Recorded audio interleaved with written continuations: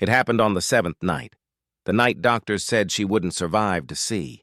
My daughter Emily lay in the hospital bed, pale as the sheets beneath her.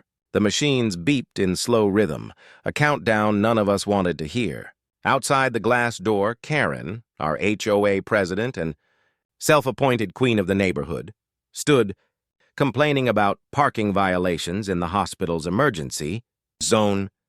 "Some people," she muttered loud enough for every parent in the waiting room to hear, "just use illness for attention." I turned. Fists clenched, but Claire gripped my arm. "Not here," she whispered. "Not now." Karen smiled at the sight of our daughter's wheelchair folded beside the door. "If your HOA fees paid for this kind of drama, we'd all be broke," she sneered. I wanted to scream. But Emily's faint voice stopped me. "Dad," she whispered, "is she right? Am I just trouble?" Before I could answer, the elevator doors slid open, and a boy stepped out. Dirty sneakers, hospital volunteer badge too big for his chest, a tray of lukewarm soup trembling in his hands. Everyone ignored him, except Emily. He smiled at her, a shy, awkward smile, and whispered, "You dropped this earlier." In his palm was a folded paper crane she'd made in therapy. Karen rolled her eyes. "Oh, please, another charity case. But that poor boy, would do something in the next 7 days that every doctor, every surgeon, and every arrogant neighbor said was impossible. And when it happened, when Emily moved her fingers for the first time, Karen's laughter would die in her throat, because miracles don't need permission. Before hospitals, before beeping monitors, before Karen's gossip poisoned every mailbox on our street, there was peace. Our home in Cedar Ridge. A quiet suburban block was where mornings smelled of pancakes and evenings hummed with crickets. It wasn't fancy, just an old 2-story house with blue shutters and a ramp by the porch for Emily's wheelchair. But to us, it was the world. Emily was 9 when the accident happened. A reckless teenager from another neighborhood sped through a red light, and in one split second, her spine was severed. From that day forward, her world changed, and so did ours. Doctors said she'd never walk again. But Emily refused to be defined by what she'd lost. She learned to paint with her limited hand movement, drawing sunsets that looked like memories she refused to forget. She laughed with a quiet resilience that made strangers tear up. Claire, my wife, kept the house spotless, not out of vanity, but to keep Emily's wheelchair rolling smooth. I worked nights as a paramedic so I could be home during her therapy hours. Every day we tried to build normalcy out of pieces of tragedy, and for a while, it worked. Emily would wheel herself to the front porch each afternoon, waving at the mailman, humming softly to songs she could only half remember from before. Sometimes neighborhood kids joined her to play cards. She was happy. Then came Karen. Karen had moved in 3 houses down, middle-aged, sharp-eyed, always in control. She introduced herself as the new HOA president, promising to elevate community standards. At first, we thought she meant planting flowers. We didn't realize she meant policing humanity. The first complaint came within a week. Wheelchair ramp doesn't match HOA paint code. Then, unsightly medical equipment visible from the street. Finally, a notice threatening fines if we didn't maintain appropriate aesthetic conformity. I went to her door once, holding the notice. "My daughter needs that ramp," I said. Karen smiled, a perfect icy curve. "I'm sure she does," she replied. "But we all have rules, don't we?" Emily overheard the conversation that night. She didn't cry. She just stared out the window and whispered, "Maybe if I get better, she'll stop hating me." We didn't know then that her wish, her impossible, desperate wish, would soon collide with a miracle none of us saw coming. Because while Karen was counting fines and gossiping about pity, life was quietly sending us someone who would change everything. Not a doctor, not a lawyer, not a savior in a white coat. Just a poor boy who refused to believe in limits. Karen's cruelty didn't arrive like a thunderstorm. It came quietly, disguised as concern. One morning, I was helping Emily onto the porch for her therapy session. The sun had just begun to warm the wooden boards, and her little service dog, Peanut, was wagging his tail, excited to start another day. Emily loved mornings. She'd sit there sketching the sunrise, saying it made her feel like the world still had room for her. That's when Karen appeared, clutching her tablet and HOA binder like a weapon. "Good morning, Michael," she said sweetly, her smile tighter than a knot. "I just came by to discuss a few neighborhood issues. I already knew what that meant." She pointed to the front yard. "You know, the ramp's really quite industrial. Maybe you could decorate it? Some flowers, perhaps? Something less depressing for the neighbors." Emily looked up, smiling softly. "We could paint it blue, Dad." Karen raised a brow. "Oh, honey, I wasn't talking about you. I meant, well, never mind." She turned back to me. "The neighborhood aesthetic is everything, Michael. We can't let one special circumstance ruin our look." I bit my tongue so hard I tasted blood. Later that week, she came again, this time during Emily's physical therapy in the driveway. Our therapist, Jenna, was helping Emily practice balancing her upper body. Her hands trembled with effort, sweat shining on her pale forehead. Karen's car slowed, window rolling down. "Oh, dear," she called out, fake sympathy dripping from every syllable. "Shouldn't she be doing that inside?"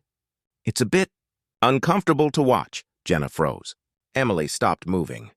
The air felt heavy. Karen smiled, put her sunglasses on, and drove off as if she'd said something completely reasonable. That night, I found Emily in her room, sketchbook open but untouched. She'd drawn a picture of herself, small, gray, sitting in her wheelchair, and behind her a giant shadow with a clipboard. "Is that Karen?" I asked softly. Emily nodded. "She said I make people uncomfortable." Her voice cracked. "Maybe I should stay inside more." I knelt beside her. "You have every right to be seen, Emily, every right." But Karen didn't stop. Soon she was whispering at board meetings, implying we were playing the sympathy card. HOA letters followed, each more ridiculous than the last. Wheelchair left unattended. Unauthorized medical noise during therapy. Each line cut deeper than the last. What Karen didn't realize was that the story she thought she was writing, of dominance, of control, was already being rewritten by someone she didn't even notice. A poor boy who cleaned hospital floors after school. A boy who'd soon make her cruelty go viral in the most unexpected way possible. It happened on a warm Saturday morning, the kind of day that used to belong to lemonade stands and laughter. The HOA had organized a neighborhood beautification day, which, in Karen's mind, was really just an excuse to parade her authority through every front yard she didn't approve of. Claire was inside helping Emily with her breathing therapy, while I was mowing the small patch of grass by the curb. That's when I saw Karen's golf cart roll up, clipboard in hand, sunglasses gleaming like armor. She stopped in front of our house, frowning. "That ramp is still the wrong color," she said flatly. "I gave you a month's notice, Michael." "It's a wheelchair ramp, Karen," I replied. "Not a garden decoration." Her lips twitched. "Rules are rules. The HOA manual clearly states," but before she could finish, the screen door opened. Emily was wheeling herself outside, small oxygen tube clipped neatly to her nostril. She was smiling and excited. She had painted something new overnight, a tiny bluebird mural along the edge of her ramp. "Do you like it?" she asked Karen softly. Karen blinked, then laughed, a cruel, hollow laugh that made even the birds go quiet. "Oh, honey, that's cute. But this isn't your art class, okay? We don't need pity projects on community property." Emily's face fell. "It's not pity," she said. "It's hope." Karen folded her arms, smirking. "Well, hope doesn't cover violations. Remove it by Monday or you'll be fined." Claire rushed out then, furious. "She's a child, Karen. Then teach her not to break the rules," Karen snapped, turning back to her clipboard. And then, without warning, Emily's hand trembled. The brush slipped from her lap and hit the concrete. The effort had drained her. Her breathing quickened, her lips paling. Karen frowned impatiently. "Oh, for heaven's sake, call 911!" Claire screamed. I dropped to my knees beside Emily as she started to convulse, her thin frame trembling. Karen just stood there frozen, her face pale but her mouth still full of excuses. The ambulance arrived within minutes. My colleagues, recognizing me, moved fast. They lifted Emily into the stretcher, the paramedic shouting vitals I'd said 100 times myself, but never for my own child. As they loaded her into the ambulance, Karen muttered under her breath, "You see? If you people maintained your property safely," I spun around, shaking. "If you say one more word, I swear—" Claire grabbed my arm. "She's not worth it," she whispered, but she was wrong. Because that day, every cruel word Karen spoke became the match that would light a fire she could never control. That night, as Emily lay motionless in the ICU, doctors told us the truth. Her infection had spread. 7 days, that's all they gave her. And just when all hope began to fade, a shadow passed our hospital room door. A familiar face in a janitor's uniform. The poor boy with kind eyes and trembling hands. He stopped, bowed his head, and whispered, "I heard about her. I think I can help. We didn't know it yet." But that boy, the one Karen once called trash, was about to change everything doctors believed was possible. The hospital room became our new world. Cold, white, and humming with the rhythm of machines. The doctors had spoken the words no parent should ever have to hear. 7 days. Maybe less. Claire sat by Emily's bed, holding her hand like it was the last thread keeping her anchored to the earth. I stood near the door, unable to breathe, watching my little girl's chest rise and fall under a tangle of wires. The life we'd built, the dreams we had, it all felt like glass cracking under weight. The neighbors sent flowers. Some texted polite messages, "Praying for you guys." But Karen, she stayed silent. Except for one letter. It came 2 days after Emily was admitted, an HOA citation taped right to our front door. Notice of neglect, overgrown lawn, failure to maintain community standards. I stared at it until my hands shook. The grass hadn't even grown an inch. I knew what it was. Her way of reminding us that even now, even in grief, she was still in control. Claire tore the letter in half. "She's a monster," she whispered. But there was no time for anger. Emily's condition worsened every hour. The infection had spread through her spine. Her fever climbed, her skin burning and pale all at once. The doctors tried everything. Stronger antibiotics, new medications. But her small body was too tired to fight.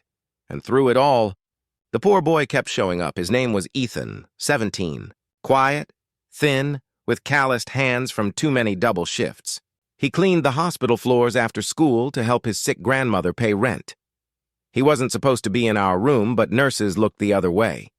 Every night, he'd slip in quietly, carrying his mop bucket and a cheap thermos of homemade soup. "For her," he'd whisper, setting it down. "It's my grandma's recipe. Helps people feel strong." Emily couldn't eat much, but she liked him. He made her laugh in the few seconds she had energy. He'd tell her silly stories about patients who recovered, about people who didn't give up. Sometimes he'd just sit beside her, humming softly, cleaning in rhythm with her heartbeat. One night, when the machines beeped too slow and the nurses whispered too quietly, he said something strange. "You know, my grandma says everything broken can be fixed if you remember what it was before it broke." I didn't understand then, but those words would come back later, the night he did the impossible. By the 5th day, the doctors began to prepare us. They suggested making her comfortable. That word, comfortable, felt like betrayal. It meant giving up. Claire couldn't stop crying. I couldn't stop pacing. And Ethan, he couldn't stop watching. That night, after visiting hours, I found him still in the hallway, clutching a notebook. When he saw me, he hesitated. "Sir, I think I know something about your daughter. But you're not going to believe me." I almost brushed him off.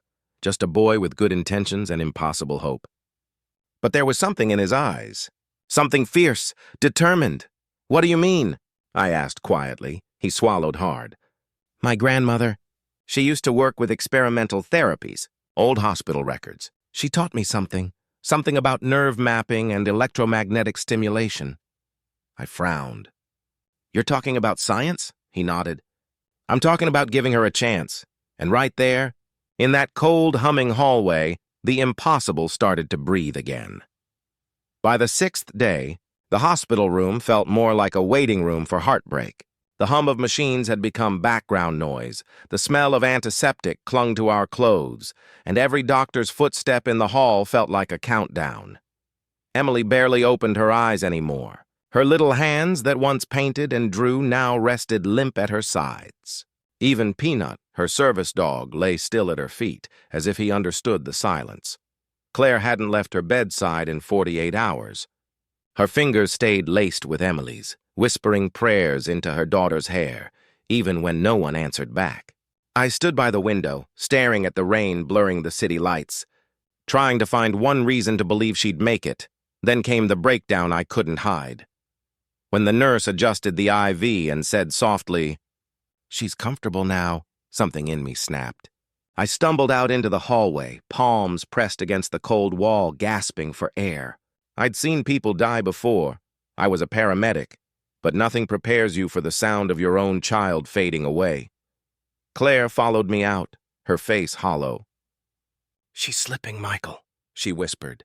"She's slipping and there's nothing we can do." I wanted to scream, to destroy every wall, every chart, every clock, counting down the minutes my daughter had left. "There has to be something," I said, voice breaking. "Someone. Anything." That's when Ethan appeared again, clutching that same old notebook.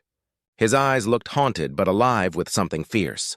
"I know you don't trust me," he said, trembling, "but please. I can help her. I just need a chance." Claire looked at him, exhausted, tears streaking her face. "You're just a boy," she said softly. He nodded. "Maybe. But sometimes a boy with nothing left to lose tries harder than anyone else." For a long moment, the hallway stayed quiet. Just the rain tapping against the windows and our hearts trying not to break. Then Claire turned to me and whispered, "What if he's right?" I didn't know whether it was hope or desperation that made me say yes, but I did. That night, as the clock struck midnight, Ethan walked into Emily's room, notebook in hand, a strange device wrapped in cloth under his arm, and eyes burning with belief. And somewhere deep in that silence, beneath all the sorrow and machines, I felt something shift, something that sounded a lot like a heartbeat refusing to quit. Ethan stood at the foot of Emily's bed, trembling but resolute. Under the harsh fluorescent lights, he looked more like a ghost than a savior. Pale, exhausted, eyes ringed with sleepless nights. Yet in that moment he carried more certainty than any doctor in that building. He gently placed his notebook on the rolling tray, opening to a page covered in rough sketches, human nerves, pulse diagrams, handwritten notes that looked like a mix of science and desperation. "This," he whispered, "this is something my grandmother taught me before she died. She worked with nerve therapy, electromagnetic regeneration. The hospital shut it down years ago because it wasn't profitable." Claire frowned. "You're talking about shocking her?" "Not shocking," he said quickly. "Stimulating. I've built a prototype from her old designs. It's crude, but it works on microcurrents that mimic the body's own signals." He unwrapped the device, a small handmade patch of copper filaments attached to a modified hospital sensor. It looked like a child's toy, but the seriousness in his voice made it sacred. "I've been testing it," he continued. "It triggered muscle twitches in patients who'd been unresponsive for years. If I can map her spinal signals, maybe I can remind her nerves what living feels like." Claire's lips parted, disbelief and hope warring across her face. "But if it fails," Ethan looked at her steadily. "If it fails, she stays the same. But if it works, even for a second, she'll move again." I looked at Emily, so still, so fragile.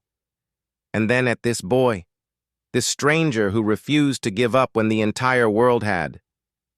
"Do it," I said quietly. The nurses hesitated but didn't stop him. Maybe they were too tired of watching people die without trying something new. Ethan placed the patch at the base of Emily's neck, his fingers shaking. "It might take a minute," he said. He flipped a switch. The tiny device hummed. Low, almost imperceptible. Nothing happened. 5 seconds. 10. The room stayed silent except for the monitors. Claire began to cry, whispering, "Please, not false hope, please." Then, a flicker. A tremor ran through Emily's hand. So small it could have been imagination. Ethan leaned forward, whispering, "Come on. Remember, another twitch, stronger." Her fingers curled, just slightly, brushing the edge of her blanket. The heart monitor beeped faster. Claire gasped.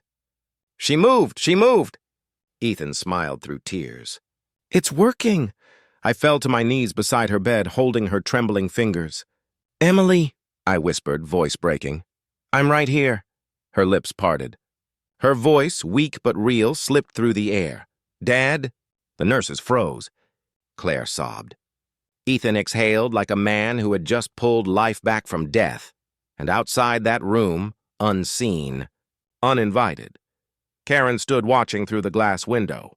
Her smirk was gone, because she knew what we didn't yet, that miracles terrify those who've never believed in them.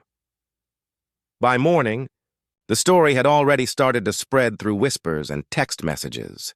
The paralyzed girl moved her hand. The janitor's device worked. Nurses exchanged stunned looks. Doctors reviewed Emily's vitals 3 times, trying to explain what had happened. They couldn't. The readings showed something they hadn't seen before: spontaneous nerve reactivation.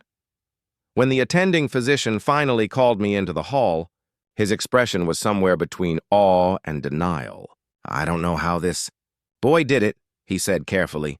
"But whatever he built, it re-stimulated dormant pathways. We're seeing neural responses we thought were gone forever."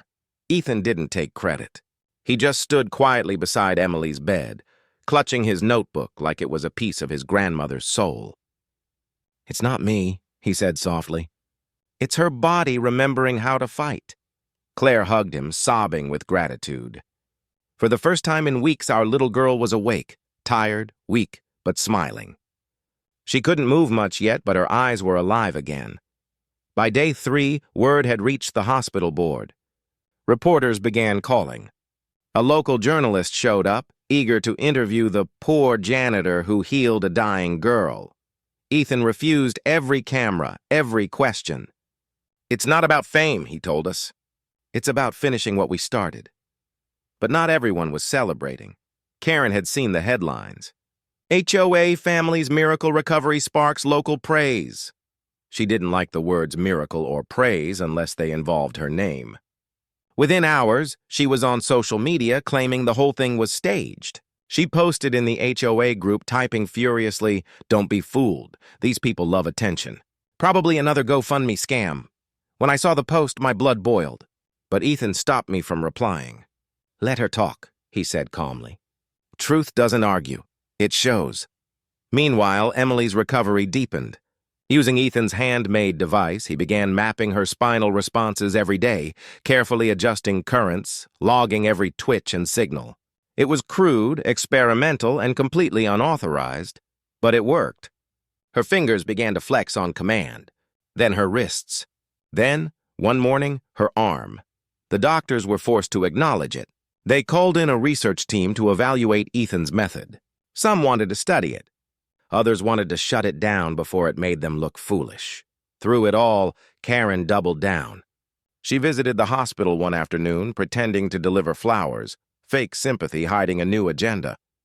"Poor thing," she said, glancing at Emily's monitors.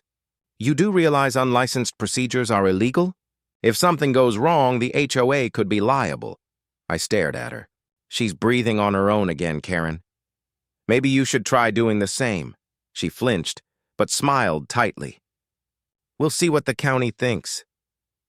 That's when Ethan spoke for the first time directly to her, his voice quiet but steady. "You can't find miracles." Karen left without a word. And that night, Emily lifted her hand on her own, palm open, fingers steady, and signed one word to Ethan. "Thank you." It wasn't just a sign of gratitude. It was the beginning of something unstoppable. 2 days later, the story broke beyond Cedar Ridge. The local news station ran a short segment titled "Paralyzed Girl Defies Doctors, Helped by Hospital Janitor's Mysterious Invention." By morning, it had spread across social media. Ethan's photo, shy, awkward, standing beside Emily's bed, was everywhere. People called him the Miracle Boy. Donations poured in.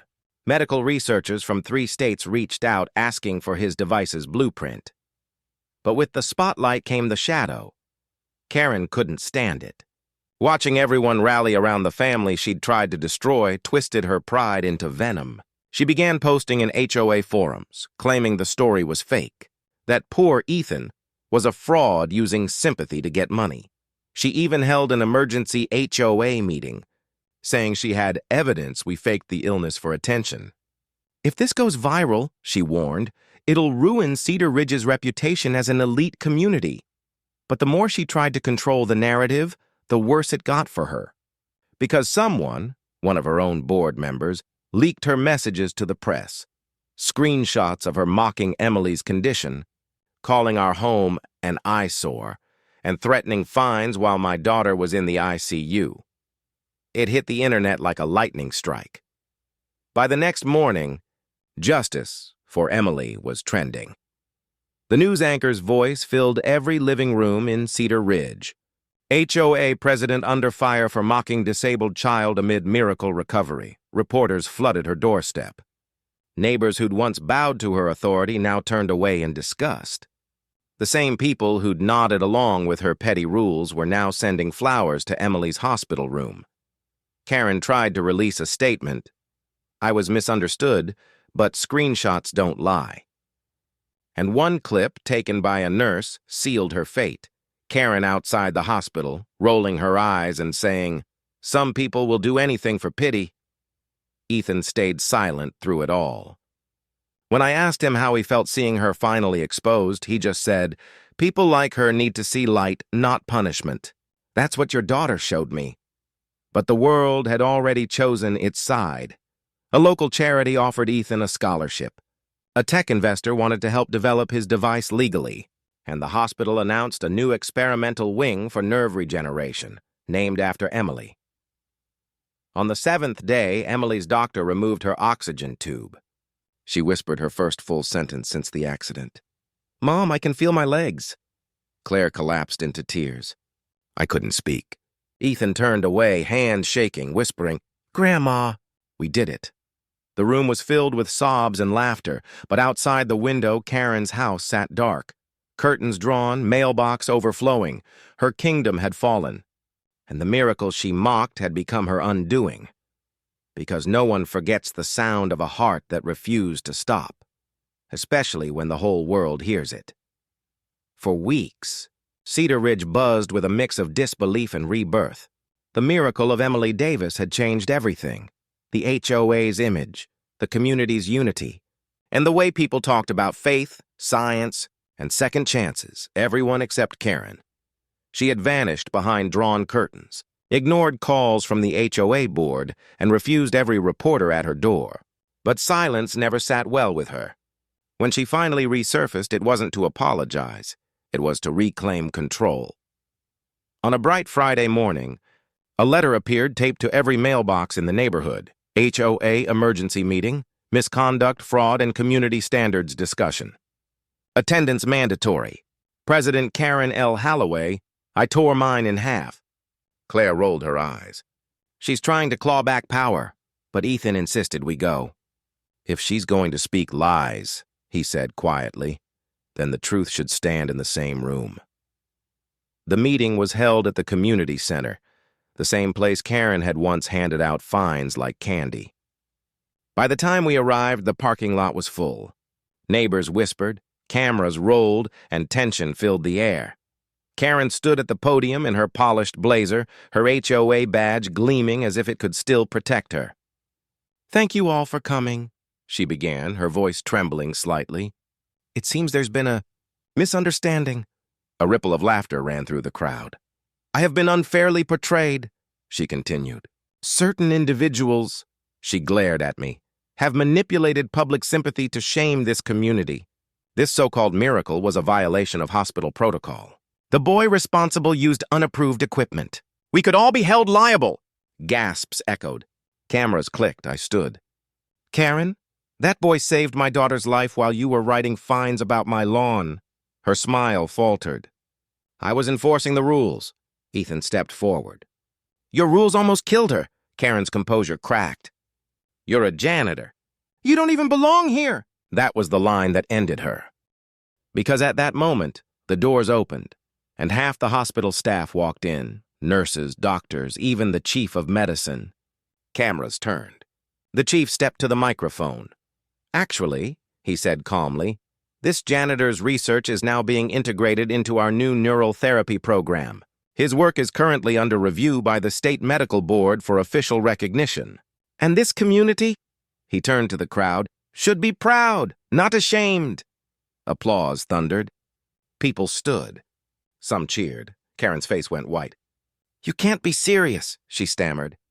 He's not qualified. The doctor handed her a folder. Maybe you should read this before speaking again. Inside were her own leaked messages, every cruel remark, every falsified HOA document, every misuse of funds. Her signature on fake invoices. Her name on every scandal.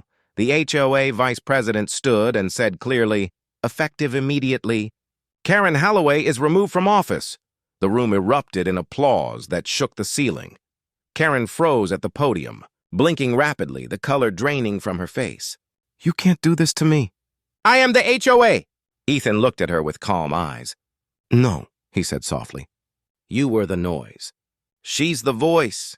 He pointed toward Emily, now sitting in her wheelchair near the aisle, smiling, her small hand raised.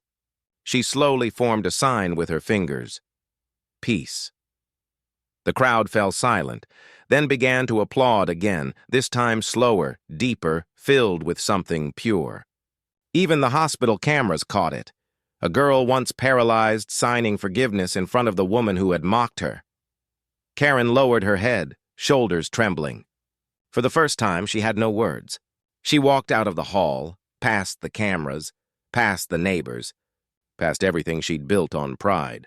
That night, the HOA board voted unanimously to rename the community garden. Emily's Walk. Ethan was offered a full scholarship to the state, the university's biomedical program, and as the sun dipped below the manicured lawns, Karen once ruled, it felt like the neighborhood itself exhaled. Because justice isn't always loud. Sometimes it's a girl smiling in silence while the world finally listens. After that meeting, Cedar Ridge wasn't the same. The fences still stood, the houses still gleamed, but the air was different, lighter, freer, honest. For the first time, people waved at each other not out of politeness, but out of shared relief. Karen's empire of rules had crumbled. The board disbanded her leadership and replaced her office with something new, a community wellness room built in partnership with the hospital. It wasn't for fines or memos anymore. It was a space for hope.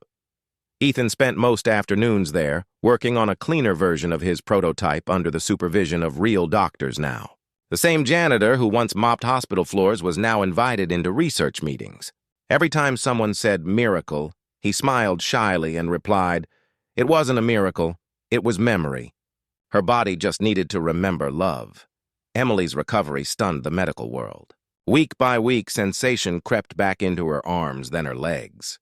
Physical therapy was still hard, and now she fell, cried, and tried again, but the spark was back in her eyes. Sometimes she'd tease Ethan during therapy, saying, next time, invent something that makes me fly. Claire couldn't stop smiling. Every small motion felt like a victory, every laugh a reminder of how close we'd come to losing everything. We still had scars, but they no longer hurt. They told a story worth remembering. The neighborhood that once treated Emily like a burden now treated her like a teacher. Parents asked her to speak to their kids about kindness. Children stopped by to learn sign language from her. One even said, I want to be like Ethan when I grow up. Karen eventually moved out. Her house was sold quietly to a retired couple who didn't care about HOA bylaws. Rumor had it she'd taken a job 2 towns over, organizing paperwork for a senior living complex. Maybe that was her penance, learning to care for people who couldn't fight back. A few months later, A package arrived at our doorstep. No name, no address. Inside was a single folded note and a garden blue ribbon. The note read, "I finally understand what hope looks like." Kay Claire smiled when she read it. "Even villains can learn," she said softly. Ethan's invention went on to receive national attention, renamed the Aurora Patch, after the Latin word for new dawn. But for us, the real reward was watching Emily walk 3 steps on her own one summer morning. She looked at me, wobbly but radiant, and signed, "See, Dad? 7 days isn't the end. It's just a week before something new begins." And in that single, trembling moment, surrounded by sunlight, laughter, and the ghosts of everything we'd survived, I realized Cedar Ridge had finally learned what true beauty looked like. It wasn't symmetry. It was grace.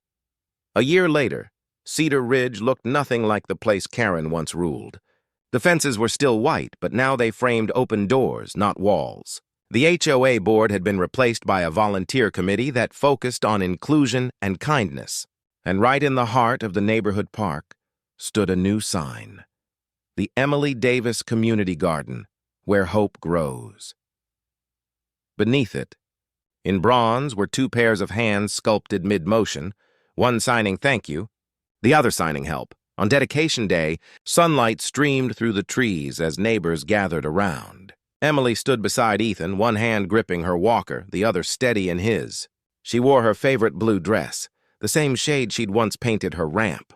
The crowd hushed as she began to sign, her voice trembling but sure as Maya, her speech therapist, translated aloud. "A year ago, I couldn't move. People told me to give up, but someone who had nothing gave me everything. He didn't heal me with money or power, he healed me with faith." She turned to Ethan and smiled. "And now I want to give that faith back." Applause broke out, rolling through the park like music. Even the wind seemed to pause, carrying her words farther than her voice ever could. After the ceremony, children lined up by the ramp where Ethan had installed a polished version of his device, safe, certified, and real. Doctors from the city hospital came to demonstrate how it could help others. They called it the Ethan Pulse Method. Within months, his invention began trials in other hospitals. Patients in distant towns, children and adults, started moving fingers, arms, legs that had been silent for years. And each time it worked, Ethan would send Emily a message. Another one remembered how to fight.